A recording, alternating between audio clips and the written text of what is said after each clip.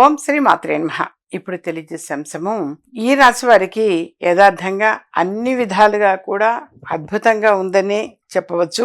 అలాగే బంధుమిత్రులతోటి చాలా ఆనందంగా గడిపే అవకాశం ఎక్కువ ఉంటుంది. అనుకోని అవకాశాలు అనేవి కూడా లభించుతాయి. వృత్తి వ్యాపార ఉద్యోగాలందు సామాన్యం కంటే కూడా ఇంకాస్త ఎక్కువగా ఉంటుంది అనే చెప్పవచ్చు. వీళ్ళకి ఆదివారం రోజున సూర్య భగవానుని దర్శనం చేసుకోవటము, సూర్య భగవానుడికి అర్ఘ్యం ఇవ్వటము, సూర్యాష్టకము అనేటువంటిది చదవటము, ఆదిత్య హృదయము చదవడము, ఇవన్నీ కూడా మేలు చేస్తాయి. వీరు ఈ మాసం మొత్తం కూడా విష్ణు సహస్ర నామావళిని తప్పనిసరిగా పఠించటం వలన విద్యార్థులకు కలిసి వస్తుంది. ఉద్యోగ ప్రయత్నం చేస్తున్న వారికి కలిసి వచ్చే అవకాశం ఎక్కువగా ఉంటుంది. వివాహం లేట్ అవుతుంది అని భావించేటువంటి వారికి ఈ నెలలో వివాహం కుదిరే అవకాశం కూడా ఎక్కువగా ఉంటుంది.